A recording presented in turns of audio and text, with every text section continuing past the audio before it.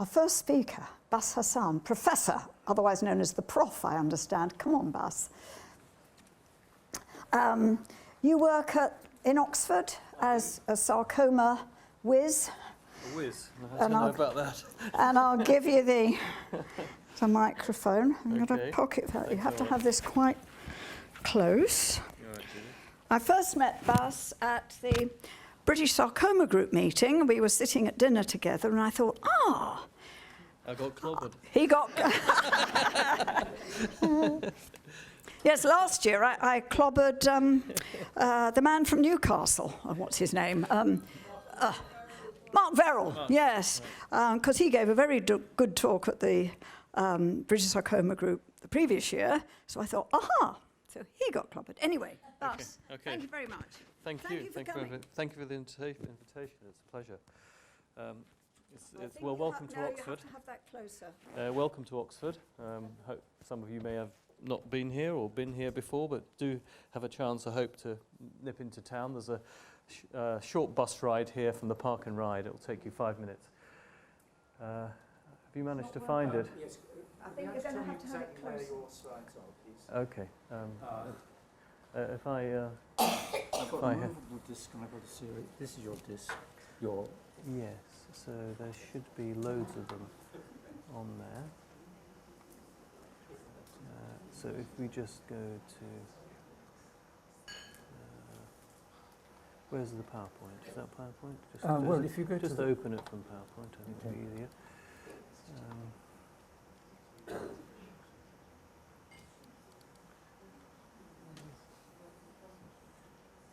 Oh, there you go. That's it. Okay. There we are. There we go. Okay. Go to the head. So how do I advance? I think one thing is to use that. I think we've got. Do we have a remote somewhere? So I say, I'll say click. Okay. We'll go for the click. All right. Okay. I'll react. So I'm what's called a clinician scientist. I have two roles. I work in the clinic, and I also work in a research laboratory.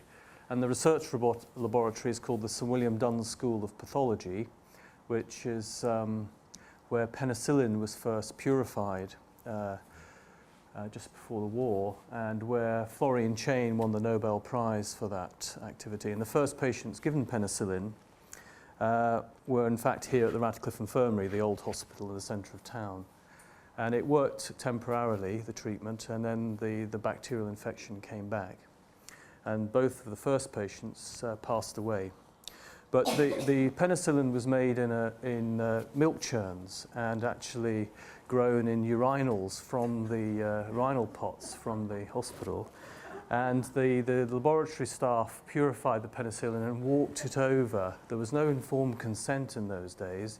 And these were two patients that were severely ill. So there was no sort of clinical trial.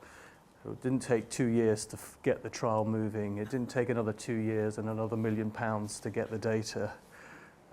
So it was very different then. And it's true to say that if penicillin was brought into the clinical trials and testing today, it probably wouldn't make it. So I think it's a salient lesson that we have been burdened by a lot of regulation for our own benefits in the end, but it's sort of killed innovation, right?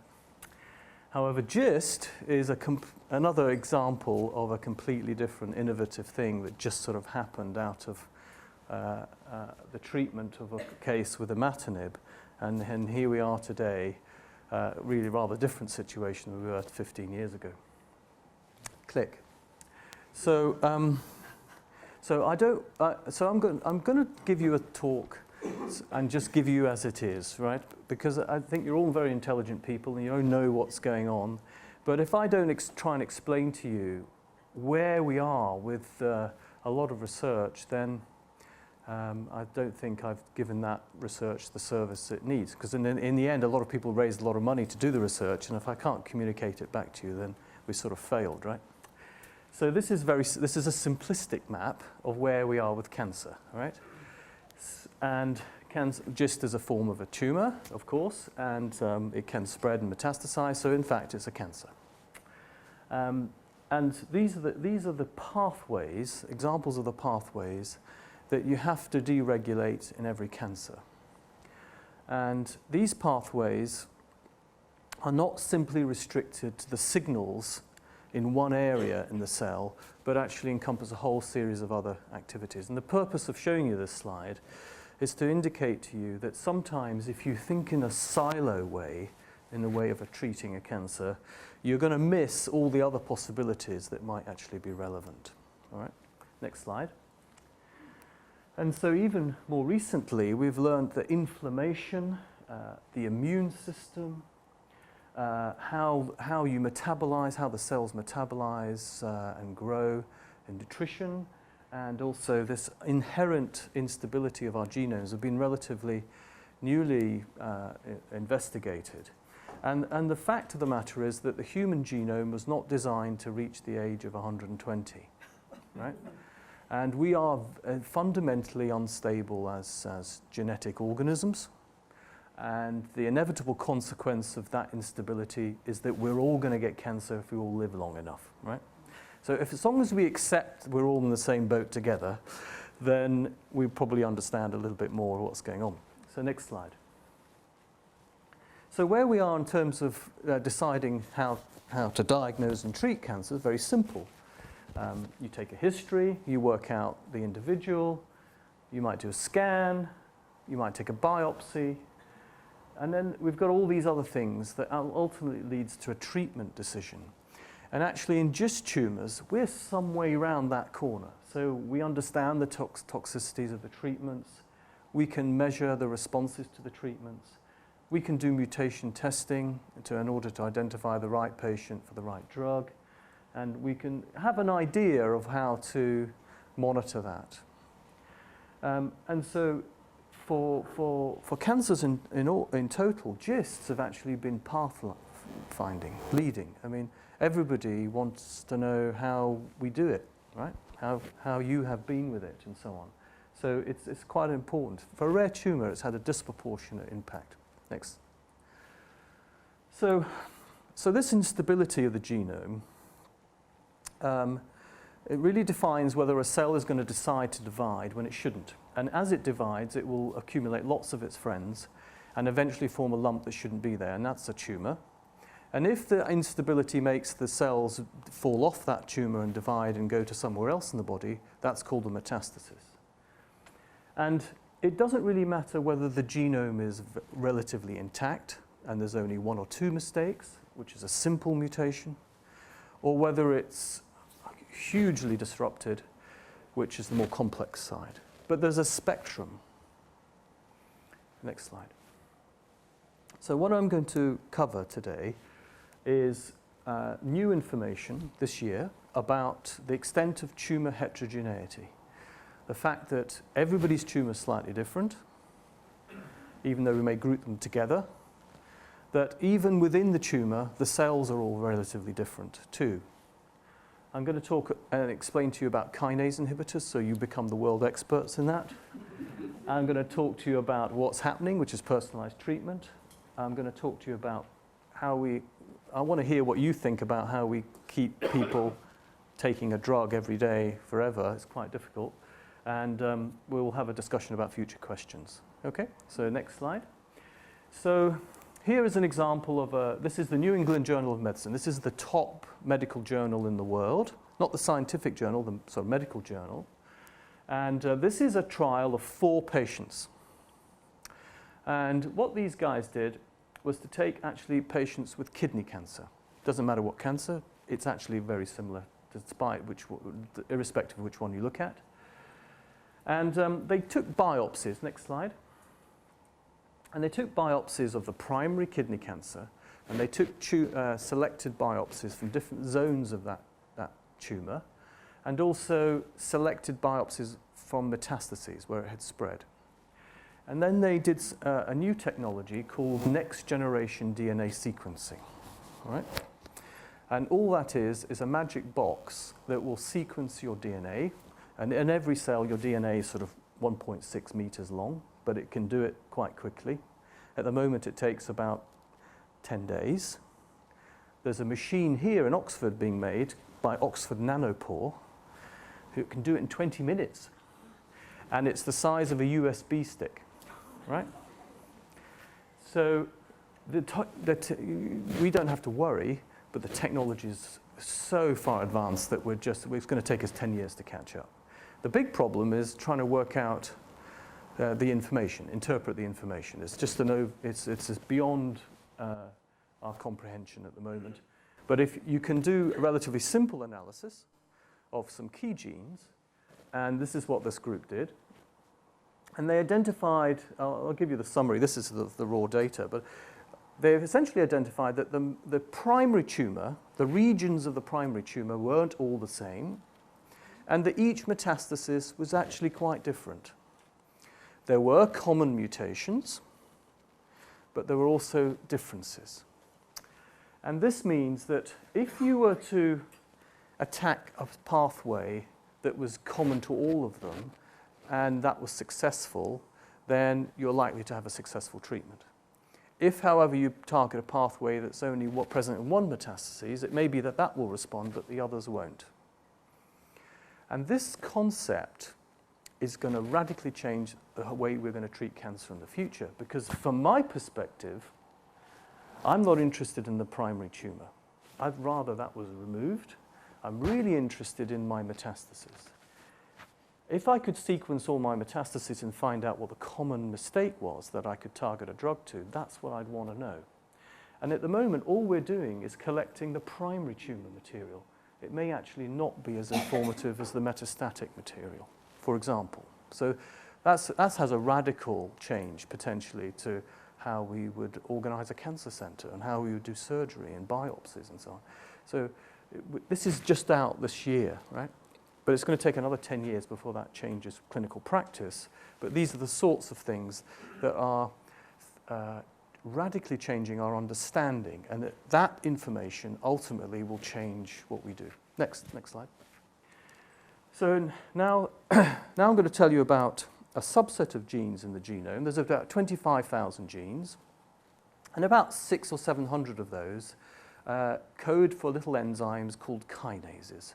And these are little machines that bind an energy source called ATP, and they stick a phosphate label on lots of things. And these kinases are all very similar because they all bind ATP. And you can arrange them in a sort of family tree, and the way that's displayed here is like a sort of 3D tree, so it goes out in all directions. So there's a common thread, and then there's lots of subfamilies. And these you can now take the drugs. We can express all these proteins. We can put them on arrays, all sorts of things. You can take these drugs and then work out what the sensitivity of the drug is, well, the effectiveness of the drug in blocking that kinase activity. And unfortunately, most of the drugs that are developed bind this ATP binding site in some form or other. So if you take the left-hand side, this is a very crude drug called staurosporin. And this drug, the red dots indicate the degree of inhibition of that particular kinase family. And you can see that's pretty red all over the tree, right? There's lots of leaves on that tree. And that means that staurosporin is a pan inhibitor. It hits everything. And if you take staurosporin, it's really toxic, right? So that's not good. And then if we go down the line, sunitinib, for example, hits quite a lot of targets, not just KIT, but lots of others. Sorafenib is a little bit more compressed into certain families.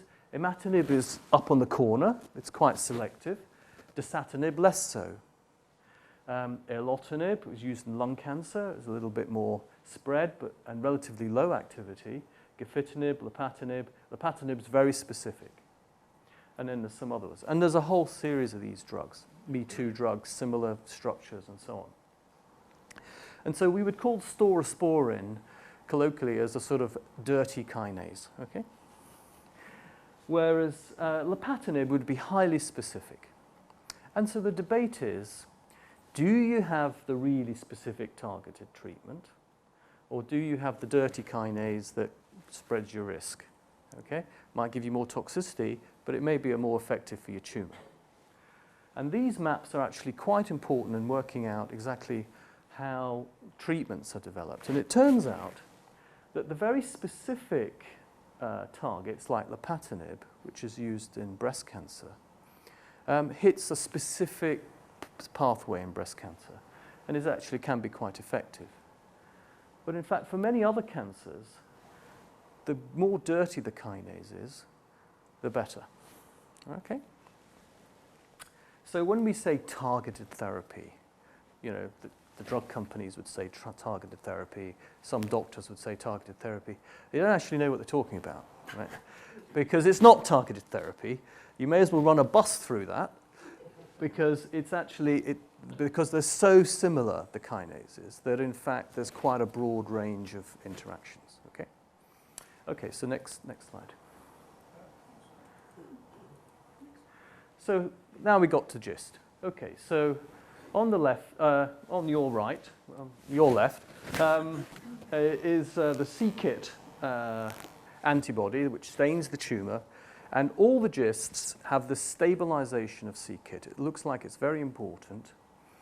And it's signaling downstream to a number of proteins that change the expression of genes, so reprogram cells. You can stain it also with CD34, which is on the other side, and DOG1, which is also used in the diagnostic biopsy. So that's all fine. Okay, so that's the first screen in a biopsy. And we're still getting it wrong. Okay, pathologists still misdiagnose GISTs, and so it still requires some expert pathology. Okay, you know about the mutations of the KIT gene, which is on the cell surface, and there are a number of different mutations: exon 9, 11, 13, 17. It goes on. There's some deletions also of exon 11, and then there's another receptor called the PDGF receptor, which also has mutations. So these are the common mistakes that fire up, that switch on the light, that make the cells grow, that make the interstitial cells of Cajal, right? You all know that. Make those cells divide in the middle lining of the intestine, particularly the stomach and the upper intestine. And this is the Gleevec imatinib drug. Next slide. So this is recent data that's now accumulated a whole series of outcome data for GIST tumors. And I think this is the most up-to-date information that we have. So don't be intimidated by this. I'm going to walk you through it. I find these sometimes quite disturbing because these are people, right? And so I don't want to, I'm being practical and clinical, right? But I understand what this means. So if you look in the top left-hand corner, this is the survival curve called the progression-free survival, right? Of hundreds of patients with GIST tumors of different sizes. And on the x-axis, which is this axis here, this is time in years, right? That's 30 years, okay? Now, if you look at that, the first thing you see is at the top, that is 100% at 30 years, are the very small tumors. Maybe we'd call those almost micro-GISTs, okay? They don't grow very much, and they can be resected.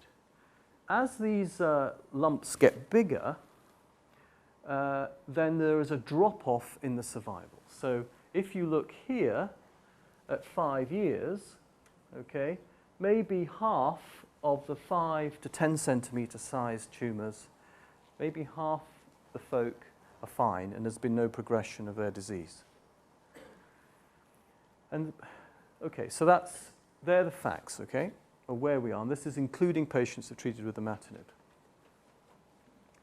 Now, if you look at that, there seems to be a big gap between 2.1 to 5 centimeters and 5 to 10 centimeters. As you're in that grey area, if you're in that grey area, then you tend to be a higher risk, okay? So that's where the interventions are focused on. If you look at where these occur, then the common site is the stomach, then the small intestine, and then rarely in the distal colon. And again, depending on the site, reflects the outcome. And then if you look in the tumours and look at the number of dividing cells in those tumours, that also is a very important prognostic factor. And the more dividing cells there are in the tumour, the worse they behave. If your surgeon ruptures your tumour in the operation, which sometimes is inevitable depending on the integrity of the tumour, then it's bad news compared to a complete resection without rupture. But it's still 5 years out, okay? So that's collecting all the data from many patients in lots of trials and putting it all together. But what it says is that not all GIST tumours are the same. It's not just about size, men, right? It's also about the activity, and it's also about the quality of your surgery. Next slide. Now, they've made this into a beautiful, completely uninterpretable weather map, which, the docs that look after GIST tumours, we're forever looking up all these risk factors. And we have nomograms, and there's a lot of this sort of thing, right? Are you high risk? Are you intermediate risk? Are you low risk?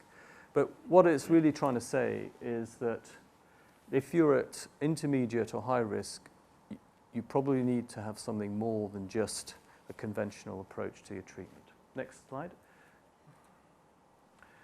It then turns out that the type of mutation on the KIT receptor, the commonest mutations, make a difference in terms of how you do.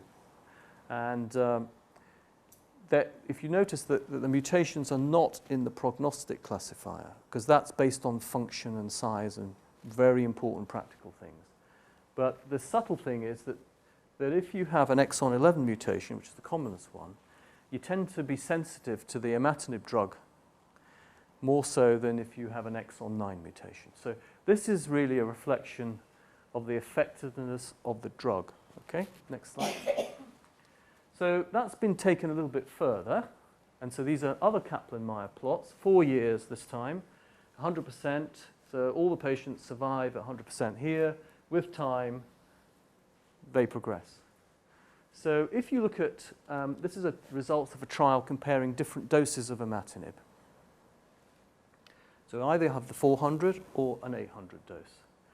If you take all comers, you can't see any difference between the two. Okay?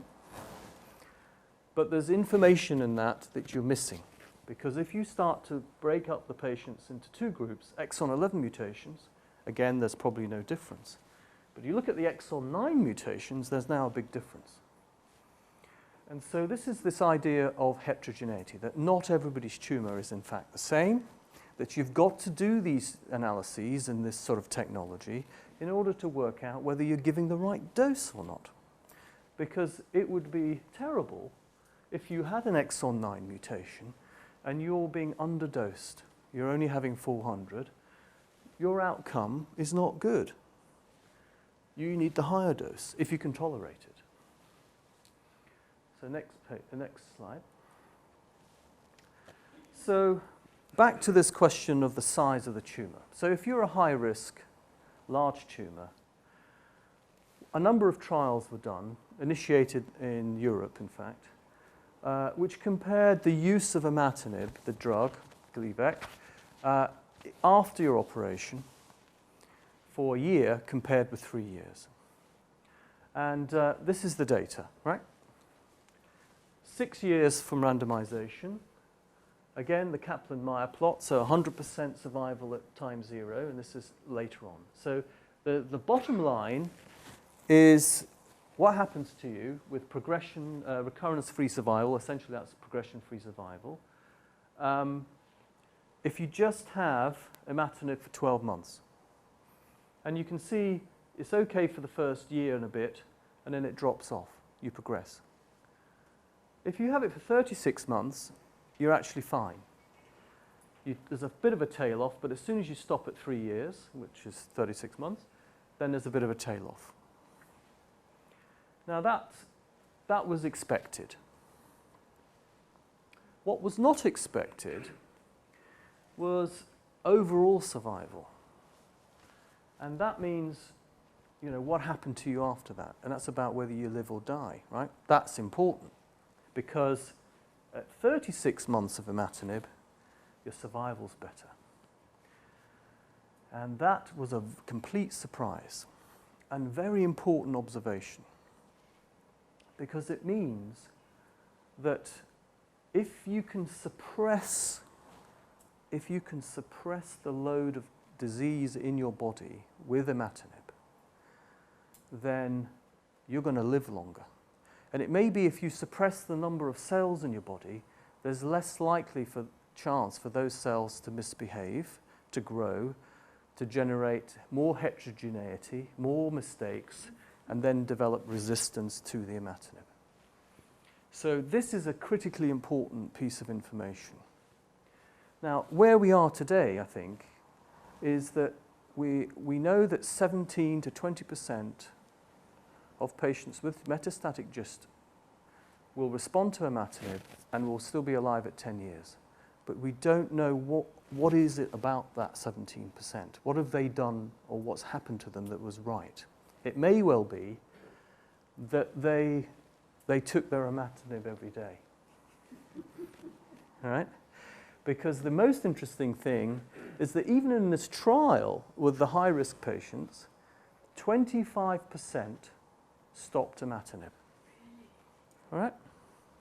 So despite 1/4 stopping the drug, there's still a survival benefit. Okay? So there's a lesson here, and this is a very important trial. So needless to say, today in the UK, if you have a GIST tumor, you need to have a mutation tested, right? It's not optional anymore. You have to, right? Because you need to know whether the imatinib at that dose is going to be working for you if you have an exon 11 or an exon 9 mutation. And you also need to know that you need to take it every day because it's going to make a difference, right? So next slide. So if you look at the depth of this information, well, we find this is sort of a hazard ratio curve or a meta-analysis type thing. It's very complicated, but essentially it's relatively simple. There's a line of identity here, which means what's happened to you is random, right? And the more to the left you are, the more likely it's real. It's a real effect. And so if you look at these lines, I'll run through what it says. You probably can't read from the back, but it doesn't matter how old you are, you still benefit. It doesn't matter where your tumor is. It doesn't matter what size it was. It doesn't really matter what the mitotic count was. It didn't really matter whether you ruptured or not. It didn't really matter whether your surgery was complete or not. You didn't need to have a complete gastrectomy for this to affect. You could have a marginal excision. And it didn't really matter what mutation you had. Okay? Everybody had some benefit. All right? Next slide. So I'm now going to explain this business of the PET scans. So you also become experts on PET scans. So any signal in the cell with this ATP and this sticking a phosphate on things activates something called the GLUT4 transporter. Next time you go for a scan, just ask the radiologist if they've heard of the GLUT4 transporter. Right? Okay. As soon as you activate that signal, the cell gets hungry and it sucks in the sugar, right? And this is the insulin receptor, but it can be the c-KIT receptor, it can be the EGFR receptor. It doesn't matter. All the receptors that activate cancers do this. So next slide. And then you get these wonderful pictures. Okay, so this is a whole body CT scan. And at the same time, we're looking at the uptake of sugar, which, as you know, goes to your brain. because you get lightheaded if you don't have sugar. Goes to your heart, because you get palpitations if you don't have sugar. And it's filtered into the kidneys and goes into the bladder. And for some reason, it goes to the testicles of men and the jaws of women. And also fat in the neck, particularly in young people, right? So there's the heart uptake. You can't see the brain. But here is a GIST tumor with a large cyst in it. And this was inoperable. And this patient had an exon 11 mutation, had 400 milligrams of imatinib, and within 6 weeks, that's what happens, right? And the imatinib effect can happen within 48 hours. And those that have had imatinib and have had the sensations of the response, it can be completely amazing, dramatic. But the difficulty is, what do we do now? Do we resect this? And this is the question of surgery, which I'm going to come back to. Next question. You can use the PET scans in a number of other ways, which are practical. Well, this is a very severe case with lots of liver metastases, very sick lady. And she had the imatinib and really had awful side effects. I'm sure some of you may have experienced those. But the side effects were really quite severe. She had quite a lot of edema, and you can see her body size has got bigger. That's all fluid in the body. And although the tumors had a fantastic response, again, within a few weeks. So what we did was to drop the dose of imatinib, but we don't want to drop it too low. And so we dropped the dose and then did another PET scan to prove, in fact, that we still suppressed the tumor. And all her fluid had disappeared and she got better. Okay? So she's now on 200.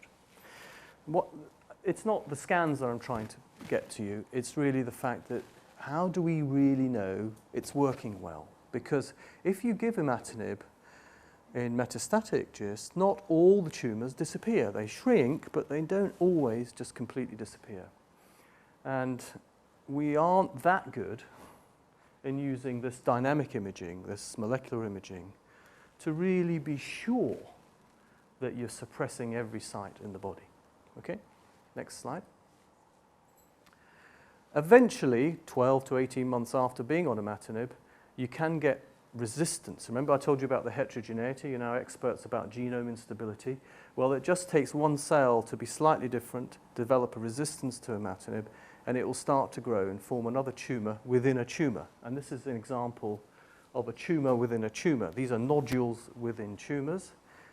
And sometimes they cause problems and symptoms, and sometimes they don't. We don't really know, to be sure, what to do about them. Some centres are very aggressive about surgical resection of them because they are the harbinger of more trouble.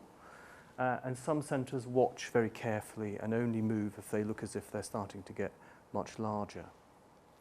But the active management of the nodule within the mass, this is the beginning of the heterogeneity and the resistance to imatinib, is actually probably very important.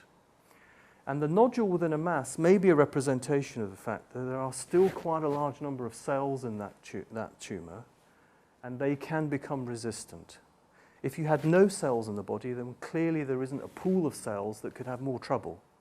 But if you retain a pool of cells that potentially has trouble, then you've got a problem. And we don't really know a lot about that biology. So that's something for the future. Next question.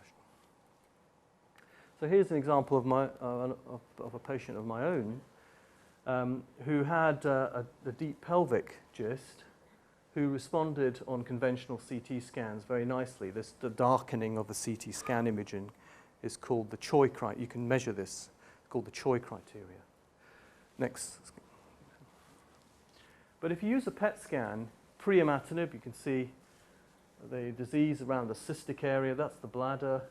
And in post-imatinib, it all sort of shut down. But then you start to see this little hotspot, this nodule within a tumour.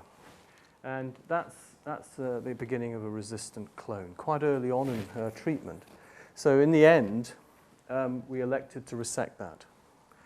She had other disease elsewhere, but that was pretty quiet.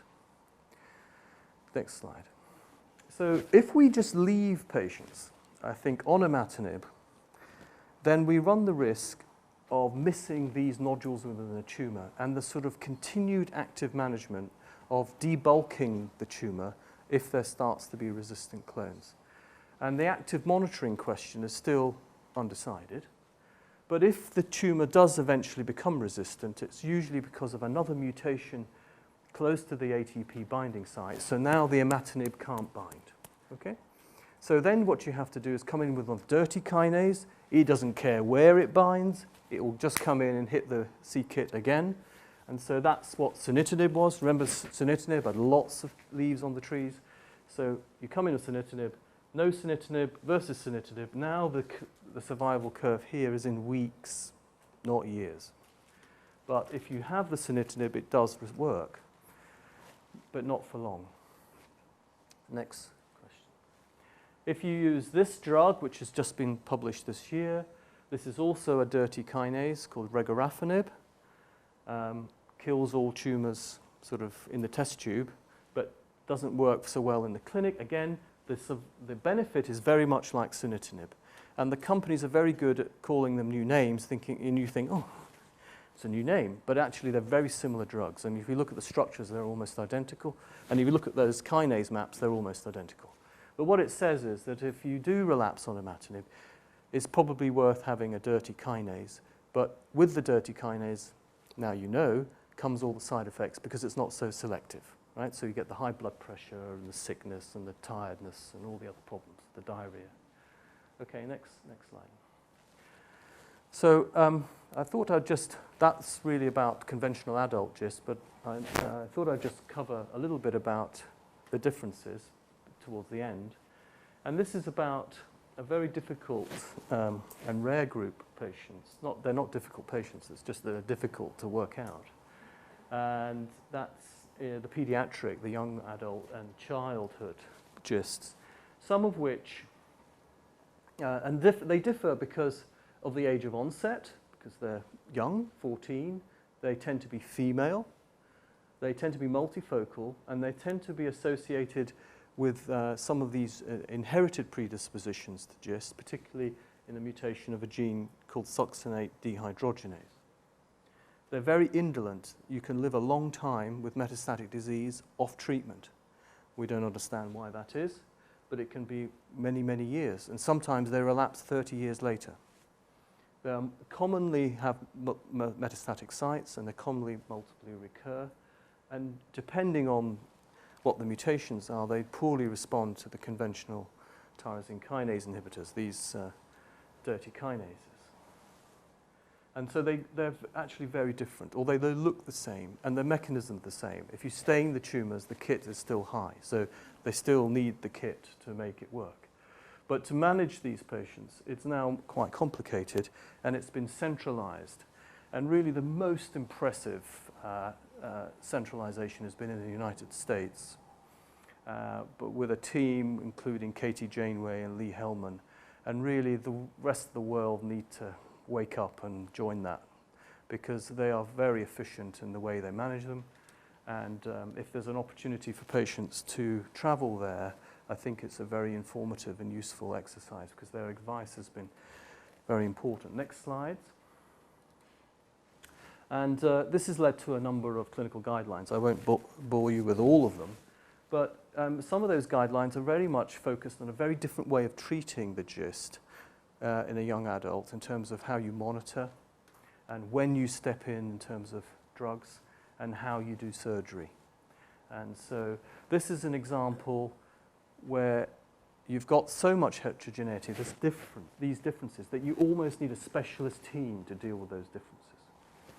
So the next question is whether GISTs, really, the adult GISTs, are going to start to break down into different things. So you might have the exon 9 clinic, or the exon 11 clinic, or the exon 17 resistance clinic. You know, it may get more complicated. Even in a rare tumour, it may well be that this is the way it's going to be. But the rest of cancer may have to follow in the end. But this is where we're sort of at. Next slide. So I think I would like to say that we need mandatory genetic testing. We don't understand the KIT-independent mechanisms of these tumours, but we seem to start to get an idea that if you don't take your tablets, you're in trouble, right? And you're playing with fire here if you don't take them. But if you do take the tablets, how can we make those more effective? Do we add in other drugs? Do we use surgery in a lot cleverer way than we have now? Do we debulk these tumours? Do we try and take as much of the cellular population out? And will you benefit from that? So this role of surgery in metastatic disease is coming back. And there's been an attempt to open a trial in Europe on this, but it ran into all these logistical difficulties that I mentioned right at the beginning. The difference between penicillin and now is that to do these trials has been proven to be quite difficult. So the GIST patient population groups are actually critical in pushing forward an agenda, because as docs we are shuffling between government and restriction of drugs, between the pharma industry and trying to get their drugs into the disease type we're interested in, and this burden of clinical trials and activity. Next slide. So I'm sorry I bored you about this, but hopefully you're experts now in kinomes, genomes, heterogeneity, and I hope you've learned some more things about GIST. All right, thank you very much.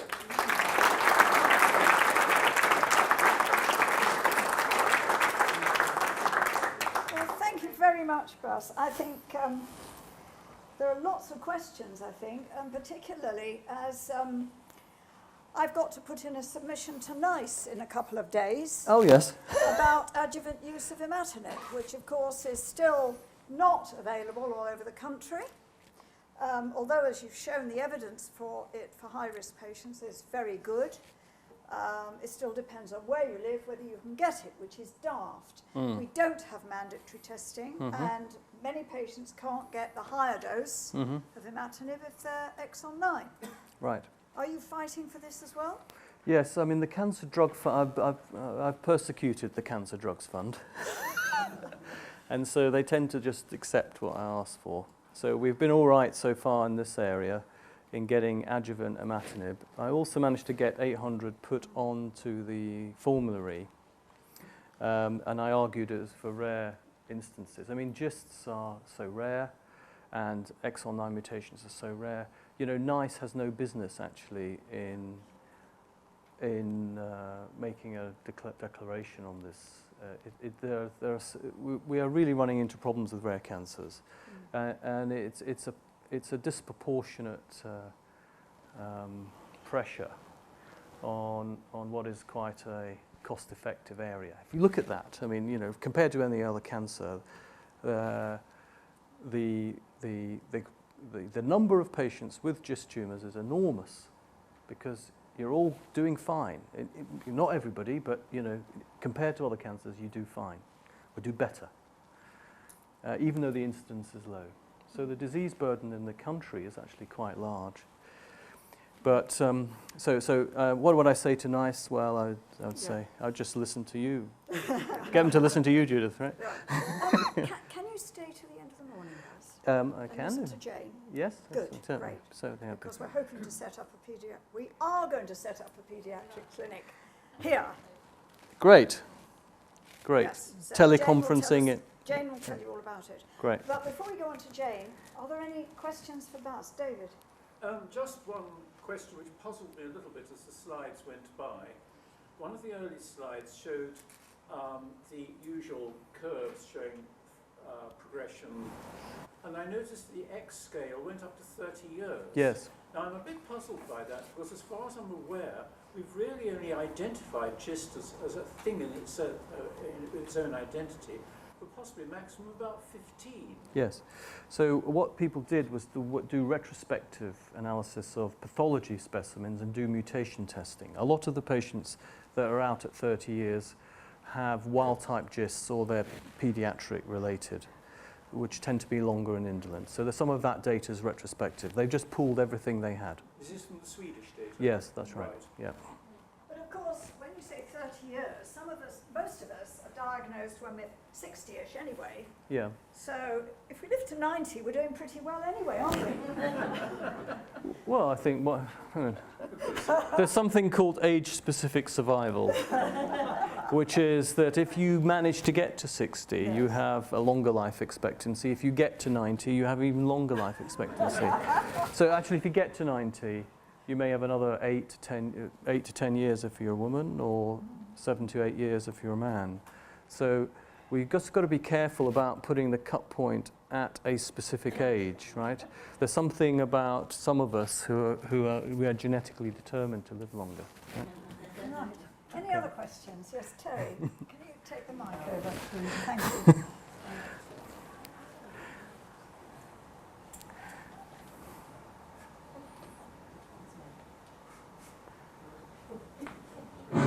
Yeah. Thanks very much. Fascinating talk. First point really is dosages. Yeah. It seemed to me for quite a while now that or the medical profession perhaps, or the form of profession, has got a bit obsessed about 400. Dosages got to be 400.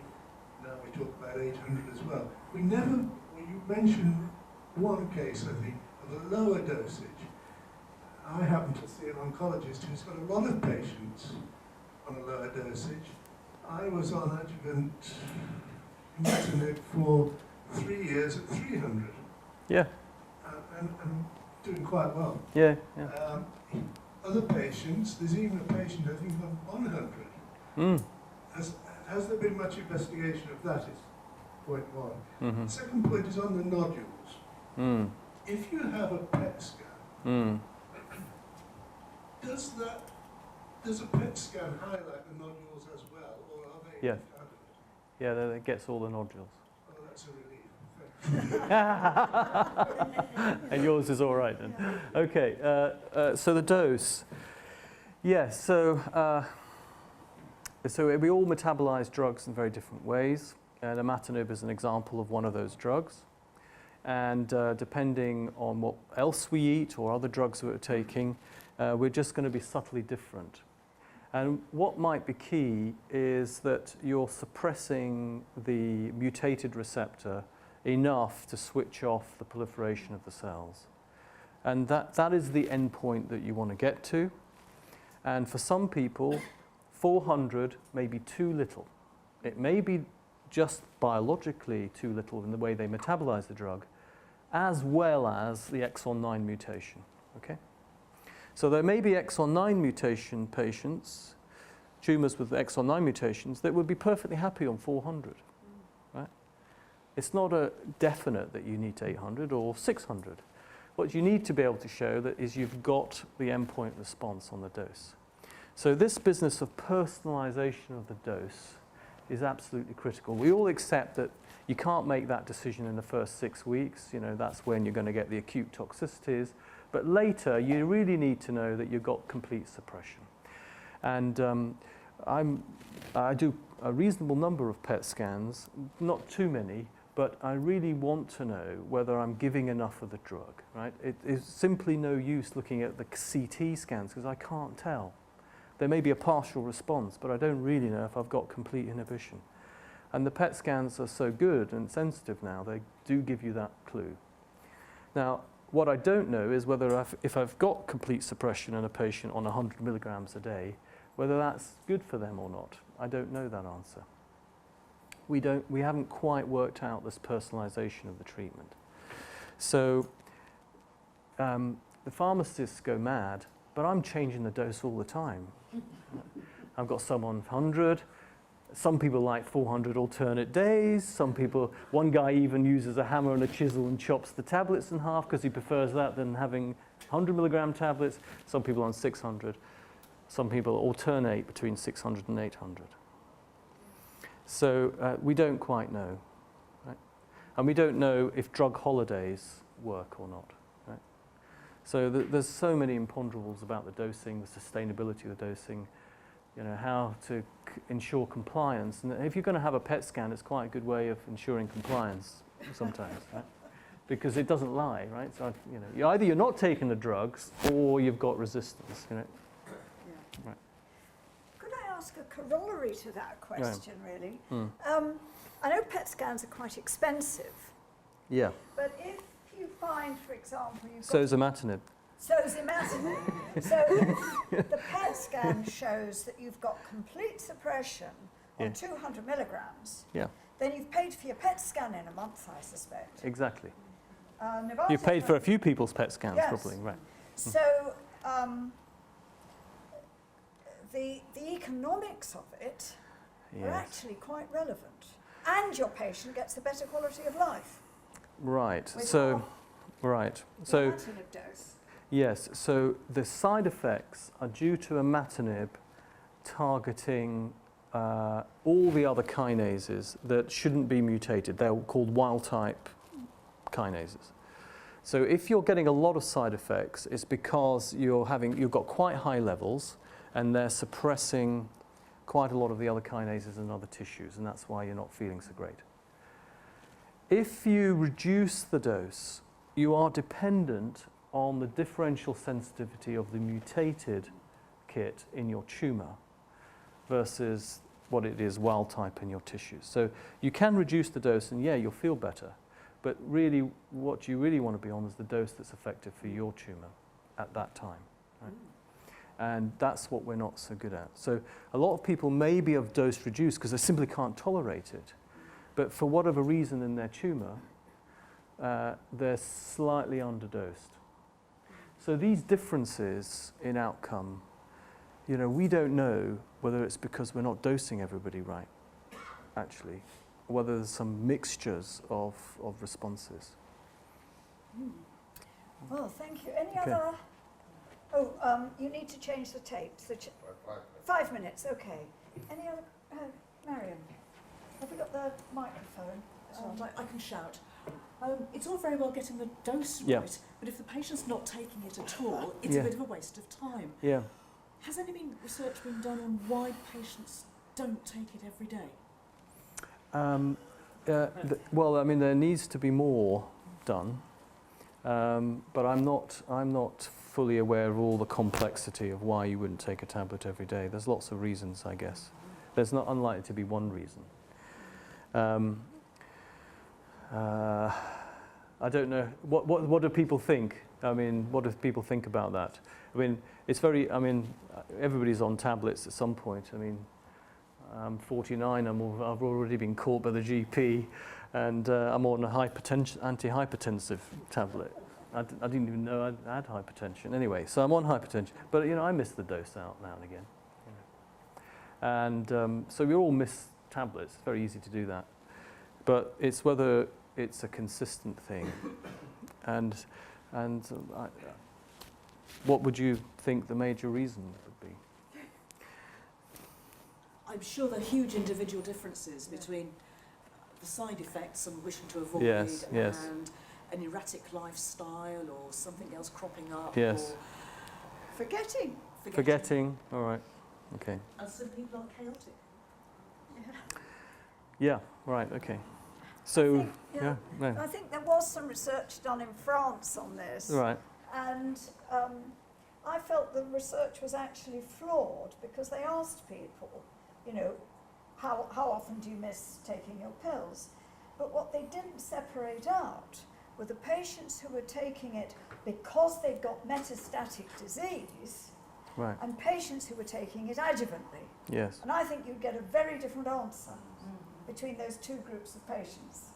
Because if you're taking it adjuvantly, well, if you miss the odd dose, it probably doesn't matter very much.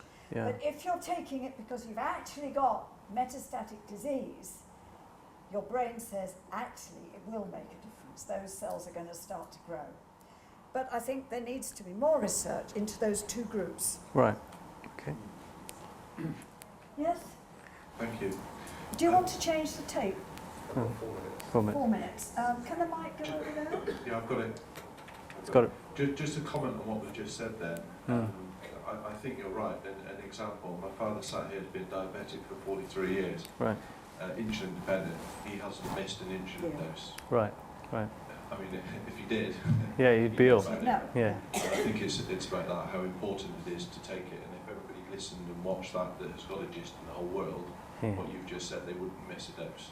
Yeah. So, but my question is that you talk about 3 years, and it's been talked about with me, with my adjuvant treatment, is 3 years. Yes. And 3 years is the number of years. Yes.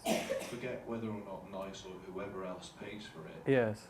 will or won't pay for it. Yes. What is the recommendation, or your recommendation? I'd take it. I'd take it forever. Yeah, exactly. That's what I If I can tolerate it, I'd take it forever. Yeah. What? I mean, it's simply nonsensical to take it off because any residual cells will start to grow again.